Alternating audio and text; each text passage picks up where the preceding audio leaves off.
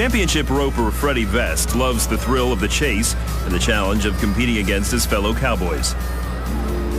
On July 28, 2008, Freddie was headed to a calf roping in Graham, Texas. His daughter Lee remembers seeing her father off at the door. We just hugged for a long time, and I remember turning back to tell him I love him, and it kind of brought tears to my eyes. By 1 o'clock that afternoon, Freddie had made 3 successful calf roping runs. He was waiting to make his 4th when he suddenly dropped dead in the saddle. His friend Dennis McKinley recalls that day. Much tension. I was just sitting on the fence, and all of a sudden I saw this movement, this movement out of my left eye, and then just almost simultaneously this smack. And I looked, and he was on the ground. I jumped off the fence, and I was the first one to him. And I put my hand under his head and lifted it up, and I started praying for him. Veteran firefighter Eddie Smith was next to respond. While Eddie began CPR, Dennis called upon everyone present to pray. While I was doing the CPR, I was praying, but I could hear people praying all around me. The Bible says the effectual fervent prayer of a righteous man availeth much. Well, I'm going to tell you, there were a lot of men, a lot of women that were praying. Eddie and fellow firefighter Don Lavender continued doing CPR on Freddie for 45 minutes until the ambulance arrived. They got him on a stretcher and they put him in the ambulance, and we're looking through the windows, and they shocked him. And Eddie says to me, "It doesn't look good." He was straight lining, that means you're dead.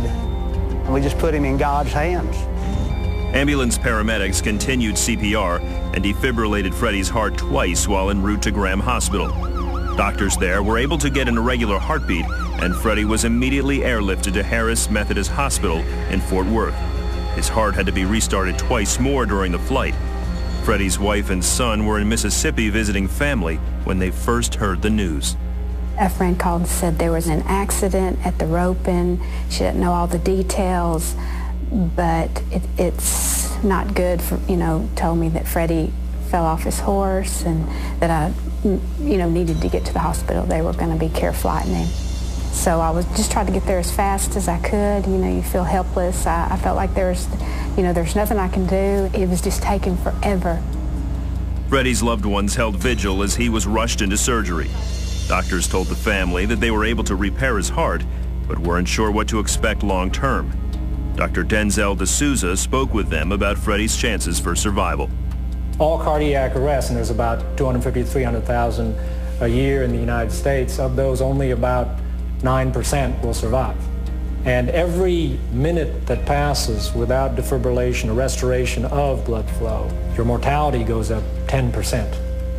The brain, you've got maybe 5, 6, 7, if you're lucky, 10 minutes to get things going again. I actually was concerned that he was going to have brain damage. All they could do was wait. I would go wherever I could to get along, and that's where I would pray. While his relatives and friends were praying at the hospital, Freddie says he was somewhere else. There's a Bible verse that says, "Absent from the body is present with the Lord." And when I fell off that horse, I was dead before I hit the ground. I was with the Lord, and He didn't allow me to see what heaven was like, but He let me experience what it felt like to be in heaven. He showed me the love that's there, and there's more love than you can imagine. I mean, the feeling of how much love it is incredible, and the peace that you have, it's a perfect peace. The only thing I can relate it to is when I was young, I'd crawl up my mother's lap, and she would cradle me and hold me and rock me. And that was the most peaceful, safe, loving place. And that feeling, you could multiply it times 1,000, and you still wouldn't be close to what it really feels like when you're there with the Lord. I tell some of my buddies there's no I gotta do's in heaven. There was not a feeling of time. There was no time to worry about, like, I need to go do this, I should be doing this. There's nothing like that. And Freddie also remembers having conversations with God. But when I was there was communication, but it wasn't communication like words. The communication was inside of me. And it was nothing that verbally or you would have ears to hear or a mouth to speak it. It was when God tells you something, you know it's Him. He allowed me to see the prayers that came up for me. And it started with one bolt of light. And then there was 2 bolts of light, and 3, and then there was 10, and there was like hundreds, then there was thousands of bolts of light. Each one of those bolts of light was a prayer that someone had sent up for me. And when there got to be so many bolts of light, it exploded into the brightest light. And I don't know how to explain it. It was just a very, very bright light. And that's when God sent me back. And when I came back from that, I was in the hospital bed, and they had my arms tied down. I was on life support. They had a tube down my throat, had an IV in my hand and one in my neck. And when I came to, I tried to struggle and get up. And the nurse there said, "Mr. Vest, you're okay." And I just looked there and I said, "Mm-hmm." This isn't okay. You don't know where I've been. This doesn't compare to okay. Freddie made a full recovery, but he still questioned what he'd experienced. For a while, I thought, well, I've got to do something. I've got to make something happen for the Lord. He sent me back for a purpose. I need to go make something happen. That wasn't it. For several months, I did that and prayed every morning. Why?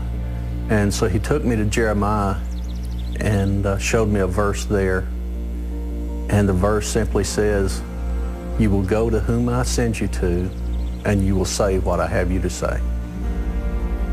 And I'm a simple person, but I understood that. And that's my purpose. I don't try to make things happen now. I wait for the day, and when He takes me to someone, and I say what He has me to say. And that makes it pretty simple.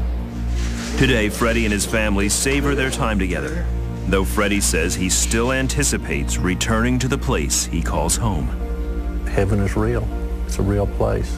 He's a real person, and I look forward to the day that I will get to be there, but I'm not pushing it at this point. At first, when I came back, I was ready to go the next day, you know, but I love my family. I love my kids. I love my wife, and I'll stay as long as He allows me to stay. But when I do go, they don't have to worry about me. Dying is easy. Living is hard. There's someone out there that needs to know that heaven is a real place, God is a real person, and when you take that last breath, if you're a Christian, you're going to meet Him.